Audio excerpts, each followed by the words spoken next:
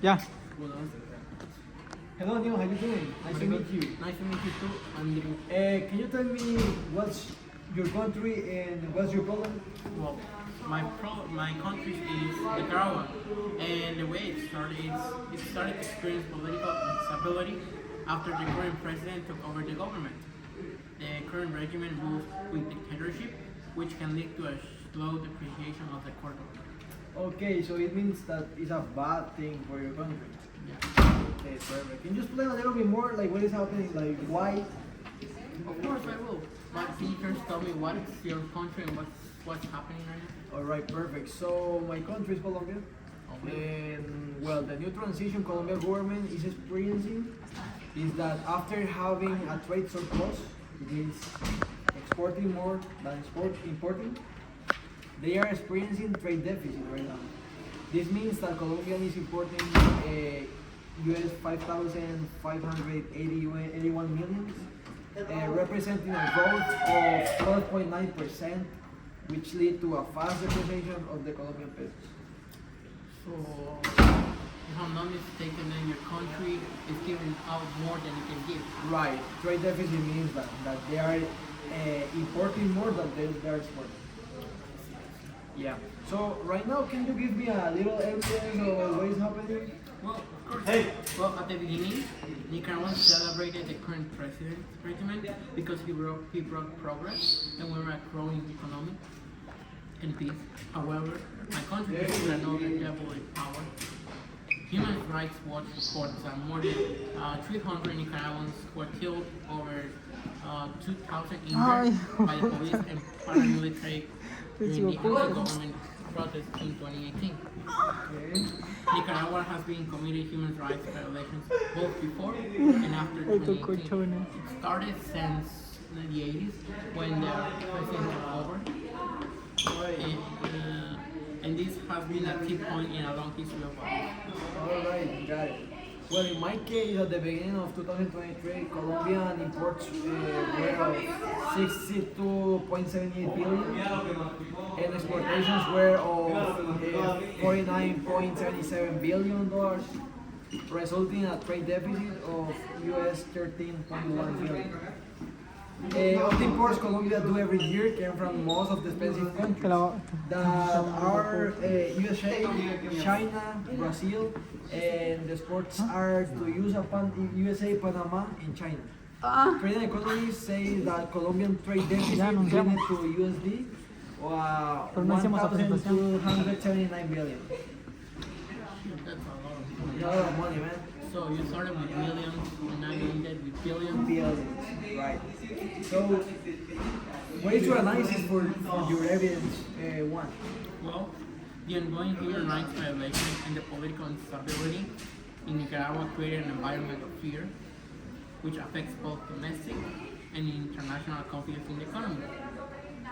Investors and business are less likely to commit capital in a country where the ruler of a law is weak and the political future is uncertain. The hesitation in investment leads to a reduction in foreign currency inflows. Yes. This fear rises, the confidence declines, and currency is less likely to. So basically, people who have the money from outside of the country, they are less likely to invest because they are afraid that it won't be a really good investment. It will be like straight that you're gonna have more money. Which forces us to put the money that we were expecting from outside. Okay. In my case, this evidence, in other words, means that the currency of Colombia is depreciating. As you can see, we start at millions and we finish at billions. Because they own a lot of money to other countries. And what it means is that they are in trade deficit. That means importing more than exporting. It leads the value of the products to be expensive and leading to a huge debt. So it means that they have a debt with other countries, and people cannot afford to buy those products because they're importing, and it means that it's becoming expensive each product. So that's the reason. Do you have any other evidence to explain? I do actually. It's my country.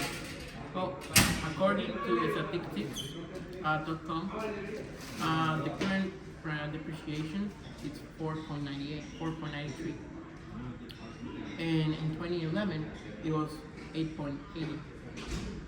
In 2015 it was 4.0. In 2013 it was 6.0, and you can see how it started with a high inflation rate, but then as we started decreasing. But then, if you can see, it's predicting that the inflation rate will increase, which is likely connected to the events that happened in 2018 for the protests and multiple murders of all those people possibly. Alright, great. Well, as my evidence tool, I have the reason why this is happening. And the reason why it's happening, that the currency value is changing, is because the Russian invasion of Ukraine is slowing down the US and the Europe economy. That generates a rebound in the Colombian economy and in emerging countries. Consequently, the downward fluctuation of financial stock markets has been a trend. So far, Colombia has more than $23.4 trillion of accumulated losses. Can you explain me your analysis for that one, for your evidence? Yeah, for sure, but first let me ask you, why is it so damn high? It started with millions, and then you switch it to billions, and now you're with trillions. Yeah, because this means that over the history of Colombia, the whole history, the stats I did from millions to billions that you saw was from 2022 to 2024. That was the amount of time, yeah. So that's why Colombia is in a huge step, and the currency value is depreciating the whole time. I think Colombia's currency is the fourth one, the most devalued currency in the whole world. Yeah. So in only 4 years, in only 2 years, it depreciated. Right. Can you explain me your analysis? Yeah, for sure.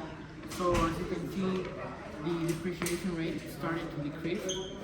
But then after as I was explaining, after the project and after the accumulated effects that have been happening, our inflation rate has increased, forcing our already poor country to pay way more than we already have. Also, we are in threat of being kicked out of the trade agreement, which allows us to trade freely and we're not paying extra taxes or tarifas. And because of the inflation rate and also multiple events that are happening, our debt will increase. Okay. And my analysis for the second part is that, in other words, current events support the idea that currency value in Colombia can change rapidly due to the global instability. The Russian invasion of Ukraine has disrupted major economies like the US and Europe, which in turn affects emerging markets such as Colombia. These disruptions lead to uncertainty and volatility in financial markets, causing quick shifts in currency value. Colombia has big losses that shows how external events can quickly impact the nation's economy. Well, I have a graph right here that you can see in this side, that you can see that it shifts up. You may say that, oh my God, they are in a good place right now, but that means the debt Colombia has right now.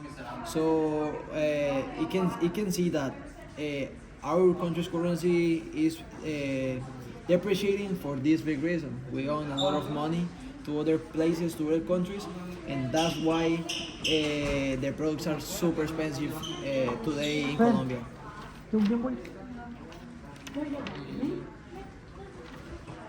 Well, I would also like to show a graph.